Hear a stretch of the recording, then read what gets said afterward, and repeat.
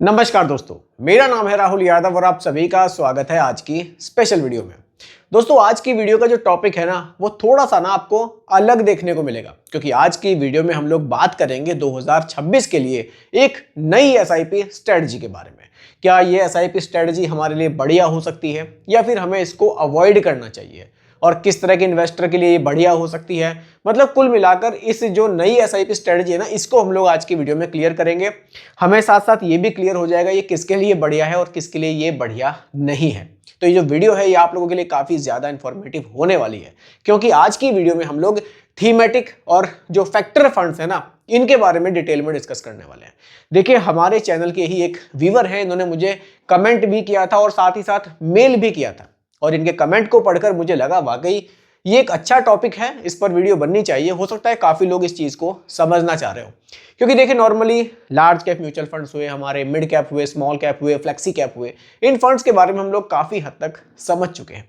लेकिन ये जो हमारे थीमेटिक फंड्स हैं, हमारे जो फैक्टर्स फंड्स हैं, इनको भी थोड़ा समझना जरूरी है कि हम इसमें निवेश करें या फिर ना करें।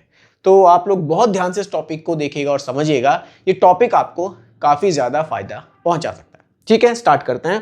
क्योंकि नॉर्मली क्या होता है ना, जब हम लोग एसआईपी शुरू करने की बात करते हैं, कुछ लोग कहते हैं कि यार थीमेटिक म्यूचुअल फंड्स में निवेश कर लो, आजकल ईवी थीम है जो बहुत बढ़िया चल रही है, फ्यूचर में अच्छे रिटर्न्स दे सकती है। कुछ लोग कहते हैं डिजिटल इंडिया को देख लो, कुछ लोग कहेंगे आपको कि फार्मा को देख लो, कुछ लोग आपको कहेंगे कि यार आप ना उसको देख लो, डिफेंस को देख लो, ये भी बढ़िया है। कुछ लोग कहेंगे छोड़ दो इन सबको, आप मोमेंटम फंड में निवेश कर लो, ये आपके लिए बढ़िया हो सकते हैं। अब जो नया इन्वेस्टर होता है ना, वो यहीं आकर कंफ्यूज होता है कि यार मोमेंटम फंड ये क्या है, थीमेटिक फंड ये क्या है, क्या ये normal large cap mid cap से अलग है। तो आज की वीडियो में आपको ये सब कुछ क्लियर होएगा। देखिए क्या होता है ना, जो मैं आपको फंड्स के बारे में यहाँ बताऊंगा, मैं किसी भी म्यूचुअल फंड स्कीम का प्रमोशन यहाँ नहीं करता हूँ, मैं किसी भी तरह का प्रमोशन करता ही नहीं हूँ। दूसरा, मैं यहाँ आपको रिटर्न्स का लालच नहीं दिखाऊंगा कि भाई इसमें निवेश कर लो, बढ़िया रिटर्न से आपके पैसे बन जाएंगे। मैं यहाँ जो बात करूंगा ना, वो हम लोग क्लियरली इस चीज को समझने की कोशिश करेंगे कि थीमेटिक फंड मेनली है क्या, जो हम फैक्टर फंड की बात कर रहे हैं ये है क्या।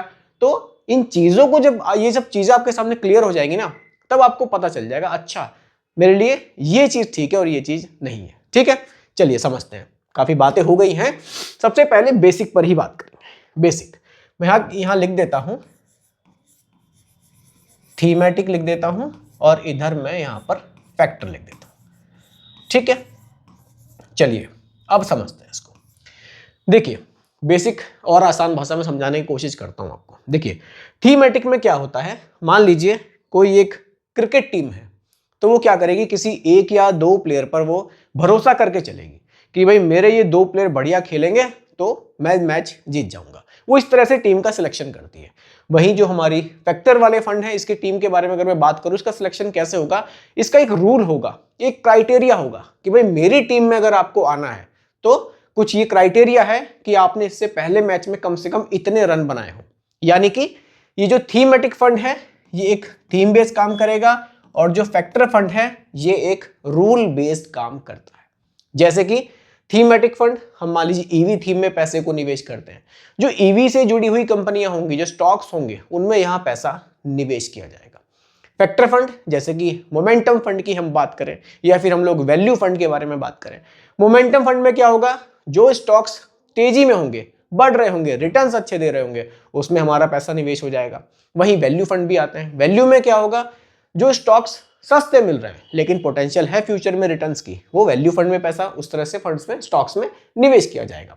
तो ये दोनों में एक डिफरेंस हमें देखने को मिलता है। बेसिक इसका सिंपल है, इस तरह से आप इसको समझ सकते हैं। ठीक है, अगला पॉइंट, बहुत लंबा इस टॉपिक को नहीं खींचना चाहूंगा, बस बेसिक सा टॉपिक है, थोड़ी सी चीजें हैं बस जो क्लियर होनी चाहिए।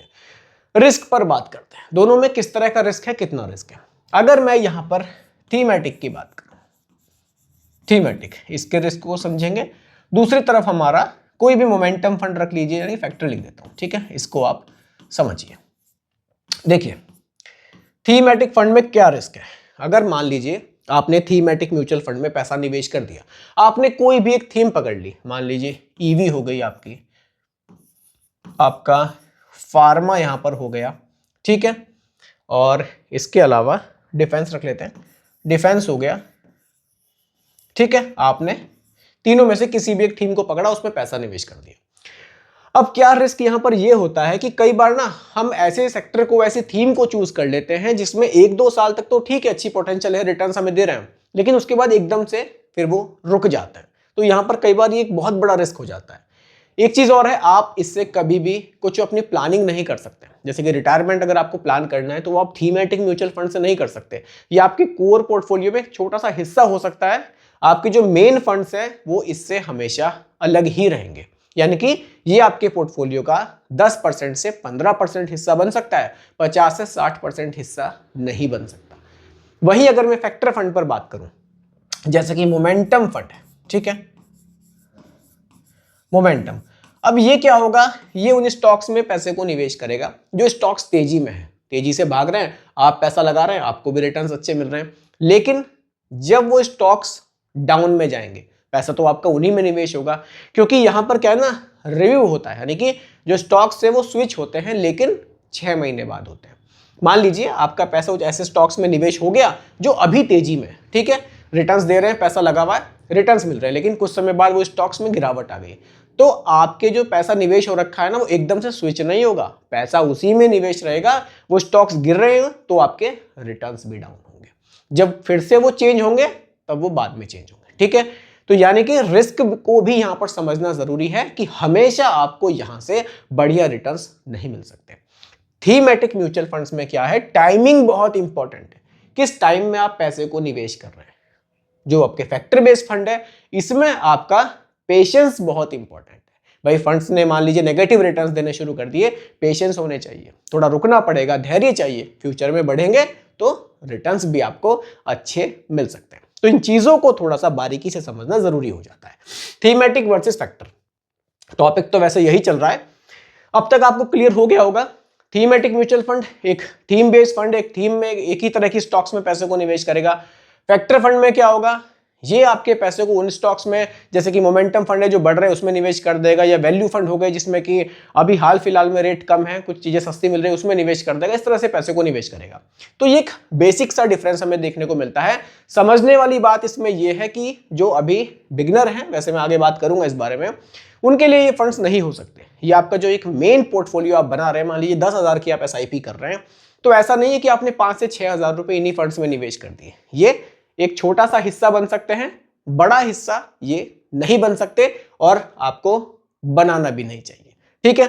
अब लास्ट पॉइंट पर बात करेंगे, किस टाइप के इन्वेस्टर के लिए। देखिए, जो एकदम नए इन्वेस्टर हैं उनको तो बिल्कुल इससे दूर रहना चाहिए, क्योंकि वो भी समझ ही नहीं पाएंगे कि कब मैं कौन सी थीम में पैसा निवेश करूं, ठीक है। जो इन्वेस्टर पहले से मार्केट को समझ रहे हैं, थोड़ा सा पैसा निवेश करते हुए काफी टाइम हो गया है, उनका एक बढ़िया पोर्टफोलियो बना हुआ है, थोड़ा सा इन्वेस्टमेंट और ऐड करना चाहते हैं, टाइमिंग को थोड़ा सा समझ रहे हैं कि ये थीम फ्यूचर में आने वाले 3-4 साल में बढ़िया ग्रो करेगी, वो लोग पैसा निवेश कर सकते हैं, रिटर्न्स बनाकर एग्जिट कर सकते हैं, ठीक है। जो इन्वेस्टर ऐसे हैं, मतलब मोमेंटम फंड पर अगर मैं बात करूं, जिनके अंदर पेशेंस है, आने वाले 8 से 10 साल के लिए पैसा निवेश कर रहे हैं, वो लोग इस तरह के फंड्स में पैसा निवेश कर सकते हैं। उन लोगों को बिल्कुल भी निवेश नहीं करना है जो अपने रिटायरमेंट को प्लान कर रहे हैं। मान लीजिए SIP करनी है 2,000 या 4,000 की, रिटायरमेंट को प्लान कर रहे हैं या किसी और अपने टारगेट को प्लान कर रहे हैं, और सीधा इस तरह के फंड्स में निवेश कर दिया, उनके लिए ये बहुत डेंजर हो सकता है, बहुत ज्यादा रिस्की हो सकता है, उनको इससे दूर रहना है, ठीक है। अब देखिए, क्या ये स्ट्रेटजी सही है? देखिए, ये स्ट्रेटजी सही हो सकती है, लेकिन ये आपके पोर्टफोलियो का एक हिस्सा होना चाहिए, मेन पोर्टफोलियो आपका ये नहीं होना चाहिए। 10,000 की SIP, ये ना हो कि आपने 6,000 8,000 इन्हीं तरह के फंड्स में निवेश किए, तो ये रिस्की है। लेकिन अगर आप समझदारी से चलेंगे, इसका एक पार्ट अपने पोर्टफोलियो में रखेंगे, तो ये वाकई आपके लिए एक बढ़िया स्ट्रेटजी 2026 में साबित हो सकती है। तो यही मैंने आज की वीडियो में समझाने की कोशिश की है कि अगर आप एक नए म्यूचुअल फंड अपने पोर्टफोलियो में ऐड करने का प्लान कर रहे हैं 2026 में, जो थीमेटिक और फैक्टर बेस्ड जो फंड है इनमें आप कंफ्यूज थे, तो किस तरह से आप इनको अपने पोर्टफोलियो में शामिल कर सकते हैं। और जो हमारे नए इन्वेस्टर हैं जो शुरुआत कर रहे हैं, उनके लिए ये फंड बढ़िया है या नहीं, अब तो उनको काफी हद तक क्लियर हो गया होगा। तो दोस्तों, यही आज की वीडियो का टॉपिक मैंने रखा था। उम्मीद करता हूं कि टॉपिक आपको पसंद आया होगा। बाकी रिकमेंडेशन नहीं है, सिर्फ एजुकेशनल पर्पस वीडियो आप लोगों के लिए बनाई गई है। पसंद आई हो लाइक शेयर जरूर कीजिएगा, चैनल पर नए हैं सब्सक्राइब कीजिएगा। मिलते हैं जल्दी एक और नई वीडियो के साथ। धन्यवाद।